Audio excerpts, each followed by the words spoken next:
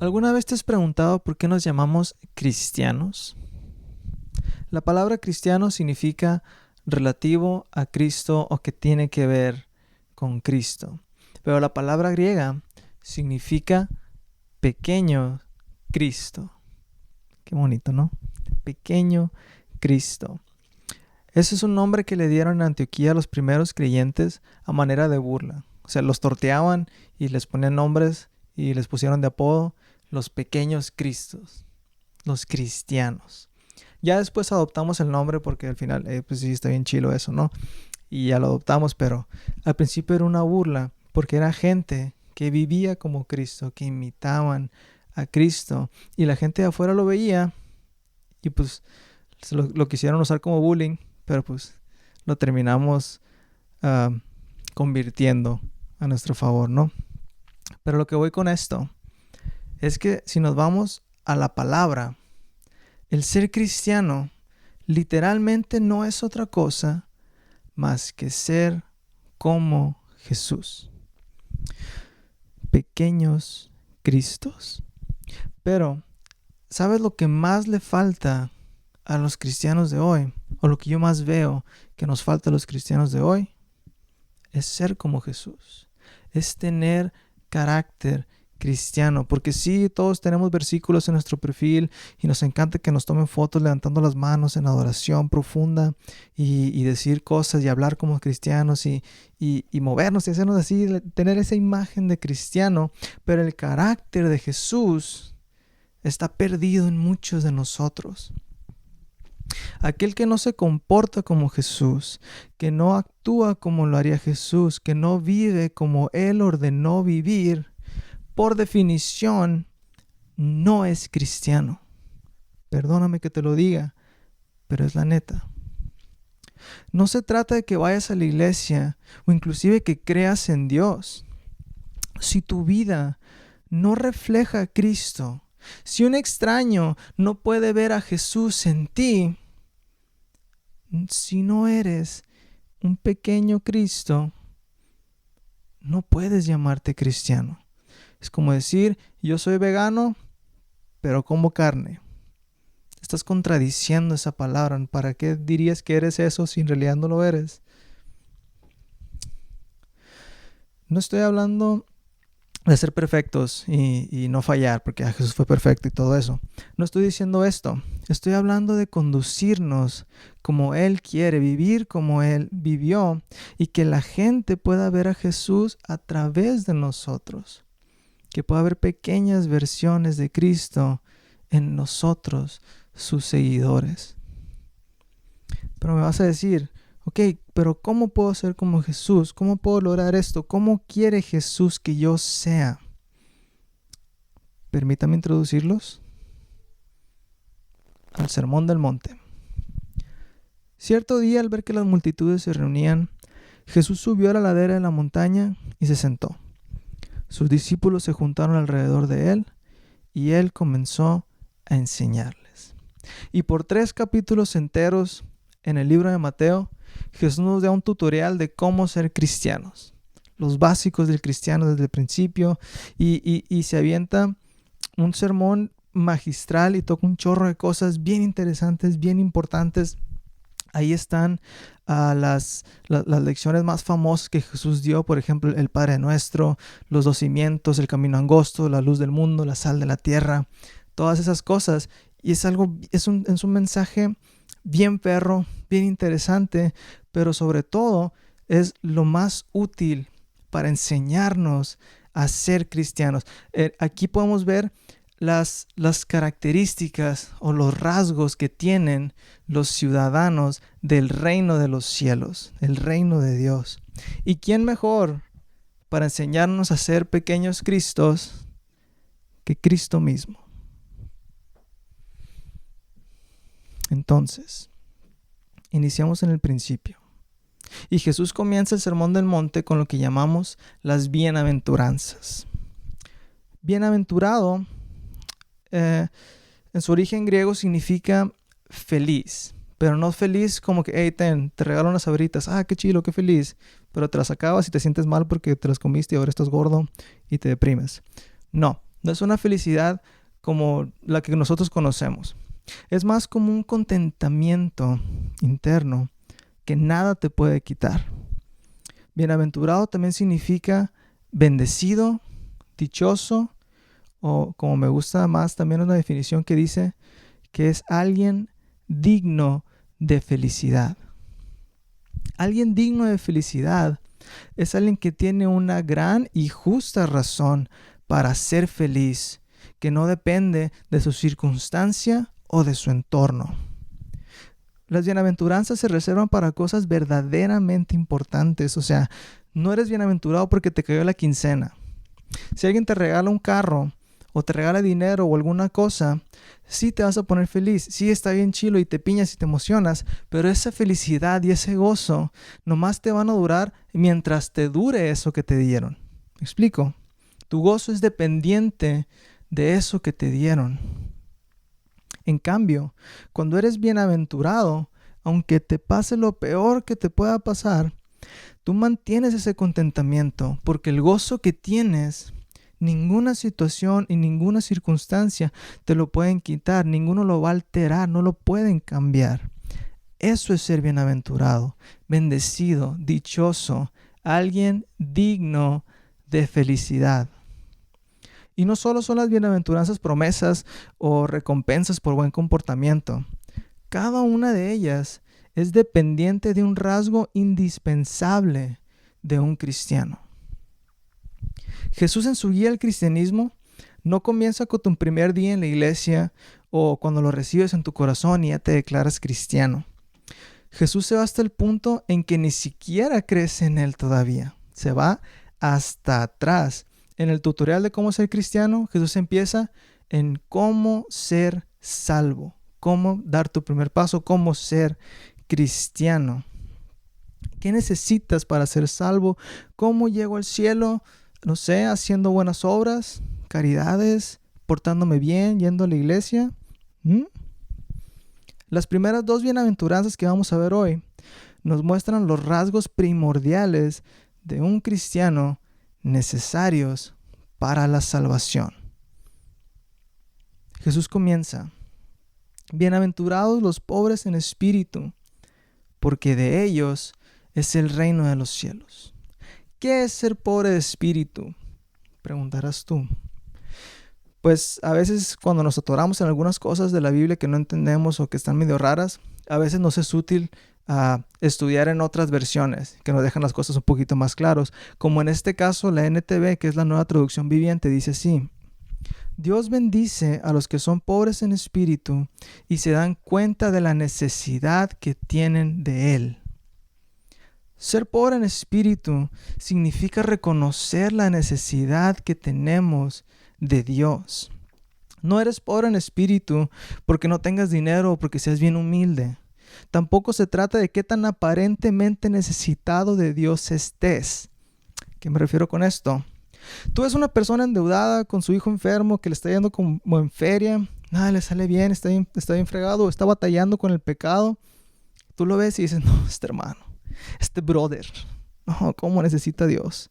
Está muy necesitado este hermano. O viceversa, tú ves a alguien que lo tiene todo y no le duele nada y pensarías: pues este lo tiene todo, o sea, ¿qué necesidad tiene de Dios esta persona? Pero la pobreza o riqueza de espíritu no depende de estas cosas. Puedes estar sano y millonario y con todo en la vida y aún así reconocer tu necesidad de Dios. De igual manera, hay un chorro de gente que está en el hoyo de la vida y jamás querrán reconocer su necesidad de Dios. La riqueza de espíritu, por decirlo así, o pobreza, está estrechamente relacionada con el orgullo, la autosuficiencia y el yo vivir por mis propias reglas. Yo vivo a mi manera. Mírenlo de esta manera: entre más pobre en espíritu seas, hay más lugar para Dios en tu vida, más puedes darle su lugar a Dios. Y viceversa, si estás tan lleno de ti mismo, hay muy poco lugar para Dios. La persona que es rica de espíritu piensa que él solito puede llegar al cielo, que puede vivir bajo sus propias reglas y que lo que él piensa es correcto y eso es la verdad y yo voy a hacer lo que yo quiero. A él no le puedes decir nada porque o él es el hombre de Dios, es el hermano, es el líder, es el gran varón. O es una persona que dice no necesita a Dios para vivir. Yo no necesito a Dios para ser bueno. ¿Salvo de qué? Del infierno. Eso no existe. O sea, yo soy una buena persona, yo no necesito ser salvo, yo no necesito a Dios. Yo no necesito que me digas esas cosas. Es lo que él te diría. En cambio, aquel que es pobre de espíritu, cuando escucha el mensaje de Dios, lo recibe y dice, no manches, yo necesito esto.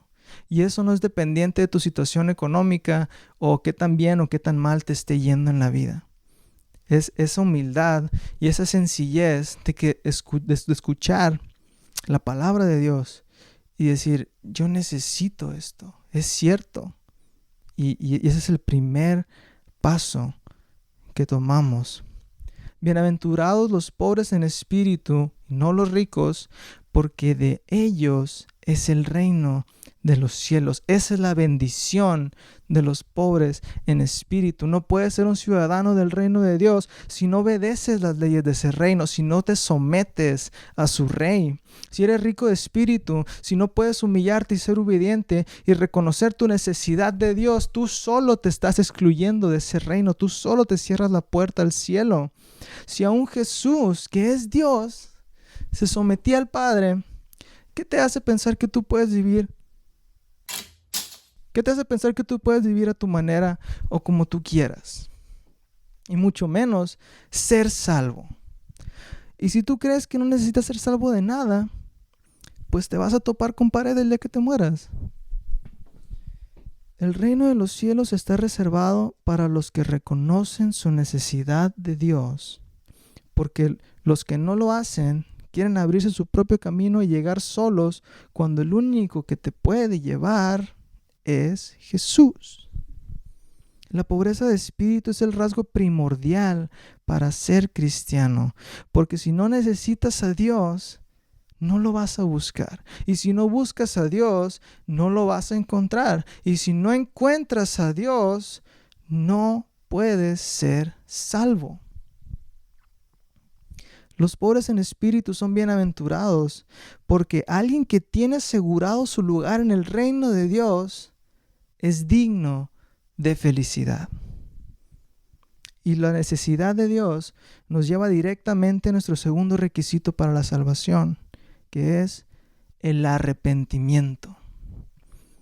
Dice Jesús, bienaventurados los que lloran, porque ellos recibirán consolación. Este llanto del que habla Jesús no es el llanto de que estoy triste, voy a llorar. O viste una película bien triste, o es que mi novio me trata mal. O sea, no es ese tipo de llanto, de ese tipo de dolor. La palabra usada aquí es del griego que describe, un lamento amargo y profundo por la condición en la que te encuentras. El arrepentimiento no es decir, sí, yo sé que hice mal, sí, la regué, perdón, no lo vuelvo a hacer. No es solo sentirte mal un rato o querer arreglarlo haciendo cosas buenas.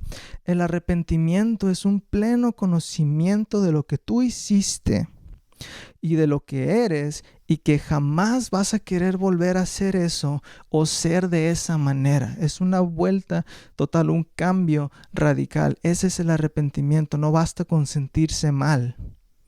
Alguien al que no le duele pecar, que no le pesa cuando le falla a Dios y que puede estar bien a gusto haciendo todas esas cosas que a Dios no le agradan, pues es alguien que simplemente no está arrepentido. Es alguien que no entiende lo que está sucediendo, que no puede ver su condición y por tanto es alguien que Jesús no vive en su corazón. ¿Y cómo puedes ser cristiano si Jesús no vive en ti? Cuando te das cuenta lo lejos que estás de Dios y de la salvación, lo malo que eres y el verdadero peso de tu pecado, ese es el llanto, ese es el lamento que describe esta palabra. No es, caí en pecado, soy un asco, me odio, y te alejas de Dios y te deprimes y te suicidas. No, Este es un pesar, es un dolor, un lamento que te lleva a la salvación. Es decir, no manches lo sucio que estoy, necesito cambiar, necesito que Dios perdone mis pecados, necesito ser limpiado, necesito ser salvo. Y es este llanto el que recibe consolación cuando Jesús perdona tus pecados, cuando tú te sabes perdonado, cuando entiendes la gravedad que es tu pecado, que es tu condición, y entiendes lo grande que es y el peso que significa, y cuando Jesús te lo quita, es el descanso, es un gozo, es saber que tú merecías el peor castigo y que en vez de recibir ese castigo, recibes gracia. Cuando tú sabes que no la mereces, es como que estás esperando el fregazo y esperando el castigo y esperando que te digan algo y te regañen. Pero en vez de regañarte y castigarte y condenarte, te abrazan, te perdonan. Ese es el consuelo de que ya no eres sucio o indigno, que todas las ofensas que alguna vez cometiste contra Dios, Él no te las va a echar en cara. El saber que lo más vergonzoso y horrible que has hecho, el Señor lo toma y lo arroja al fondo del mar y nunca jamás se va a acordar de Él y nunca te lo va a recordar. Saber que no merecías nada más que la muerte y en cambio recibes amor, gracia y sobre eso bendiciones. Que ya no eres enemigo de Dios, sino que ahora eres su hijo y que nada ni nadie podrá quitarte jamás ese regalo de Dios y que Dios nunca jamás dejará de amarte como Él lo hace. Es la promesa de ese consuelo que te hace a ti digno de felicidad. Alguien que ha pasado por esto, que sabe lo que significa ese llanto, lo que significa ese dolor y más aún lo que significa ese consuelo que él ha experimentado, esa persona nunca más va a querer regresar a una vida de pecado, nunca más va a querer volver atrás, porque él sabe lo que hizo, él sabe lo que significa. ¿Y cómo puedes pagarle con semejante mal ante semejante bien? Piénsalo. Podrás volver a pecar muchas veces, porque todos tarde que temprano volvemos a pecar, pero nunca más vas a vivir cómodo con el pecado. Esa es la diferencia. Puedes hacerte tonto y pecar y agarrar monte o endurecerte y alejarte, pero ya no vas a estar a gusto con el pecado, no vas a encontrar deleite en el pecado. No va a ser algo bueno para ti. Y siempre va a estar esa voz de Dios hablándote, llamándote y llamándote para que vuelvas. O sea, tu amistad con el pecado y tu relación con el pecado ya no va a ser de ese tipo, pues sí buena. Y como paréntesis, esto no significa que tu llanto o si estás sufriendo o si la vida te está tratando mal o cualquier cosa, que ese sufrimiento Dios no lo ve o a Dios no le importa. Dice la Biblia, Él enjugará toda lágrima de los ojos de ellos. Pero aquí lo que está hablando Jesús, ese llanto y ese consuelo, es del arrepentimiento por tu pecado y el perdón de ese pecado. Y ya para terminar, para que no se asusten, para que no se me aburran, digo esto, o bueno, dirán ustedes, ¿cómo puedo ser salvo? Jesús te dice, número 1, reconoce tu necesidad de Dios y de ser salvo. Primero que nada, ser pobre en espíritu, tener esa capacidad de reconocer tu necesidad de un Salvador. Y número 2, arrepiéntete de tu pecado. Que sepas lo que tú hiciste, que sepas lo que significa eso. Y el saber eso te va a cargar y te va a traer ese remordimiento, ese arrepentimiento, esas ganas de cambiar. Déjame, te lo pongo de esta manera. Cuando estás en la oscuridad, estás en un cuarto oscuro donde no hay luz, o sea, tú te puedes manchar y puedes estar bien sucio y X. Ni tú ni nadie se da cuenta, no hay luz. No puedes verte que tus vestidos están todos manchados, que estás harapiento, que estás roto. Tú no lo ves. Pero cuando te acercas a la luz, o sea, cuando te expones a Cristo, que es la luz, empiezas a ver en verdad lo feo que te ves y lo manchado que estás, lo cochino que andas y lo harapiento que estás. Y según tú bien chilo y bien feliz, agarrando un curón con todos, y tienes un hoyón aquí en el sobaco y estás todo manchado por todos lados. Y entonces ves, ya que estás en la luz te puedes ver. Y si eres pobre en espíritu, dices, no manches, ¿cómo puede ser que vaya con la vida bien campante andando todo puerco? Porque si no eres pobre de espíritu, te vas a ver todo cochino y no te va a importar. Piensas, X, me vale lo que me digan los demás. Voy con ellos. La única opinión que me importa es la mía, es mi vida. Eso es lo que haría una persona que no es pobre de espíritu. Pero cuando lo eres y te ves sucio, te sientes sucio de volada. Y lo único que piensas es bañarte, es limpiarte, es quitarte esa ropa asquerosa. Y el único que puede lavar tus ropas y limpiarte es Jesús. O sea, el único que puede perdonar tus pecados y hacerte nuevo. Entonces Jesús te limpia y te pone ropa nueva y te echa perfume y ya estás bien limpio, ya andas bien línea y oliendo bien rico. Y ya que estás así, dime, ¿te van a dar ganas de brincar en el lodo y volverte a ensuciar? Ya que te cambiaron y te bañaron y te perfumaron. ¿Verdad que no? Ya que estás bien línea, bien guapo, bien bonito. ¿Verdad que no te dan ganas de volverte a ensuciar? Eso es el arrepentimiento. De eso se trata. Eso es la salvación. Darte cuenta que estás sucio. Sentir el asco y la necesidad de limpiarte e ir con el único que te puede limpiar. Y ahora que caminas en la luz, puedes mirar el cochinero y cuidas de no volver a ensuciarte. Eso es tener a Jesús en tu corazón. Y cuando tienes a Jesús en tu corazón, no tienes por qué preocuparte ni por el cómo, ni el cuándo, ni si de verdad irás a llegar al cielo. Porque tu entrada al cielo, aquí la tienes. No la puedes olvidar, no la puedes perder, nadie te la puede robar. Está aquí, dentro de ti. Tu entrada al cielo es Jesús. Y Jesús está contigo. No lo tienes tú a Él, Él te tiene a ti. Y es entonces cuando empiezas a notar los cambios y la gente puede ver esos cambios. Cuando Jesús ya vive dentro de ti, Él empieza a actuar a través de ti. Y es entonces que empezamos a vivir como Él y a ser como Él. Y es entonces que reflejamos ante la gente y podemos ser considerados verdaderamente pequeños Cristos, cristianos. Gracias por conectarse otra semana.